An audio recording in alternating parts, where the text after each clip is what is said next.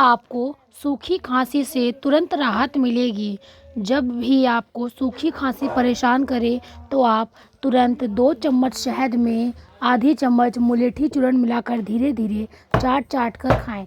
आपको तुरंत राहत मिलेगी। इसे खाने से पहले आप कुछ ज़रूर खा लें, क्योंकि खाली पेट खाने से कई लोगों को दिक्कत भी हो सकती है। अगर आपको खांसी ज़्यादा है तो आप दिन में 3 बार भी शहद और मुलेठी का सेवन कर सकते हैं।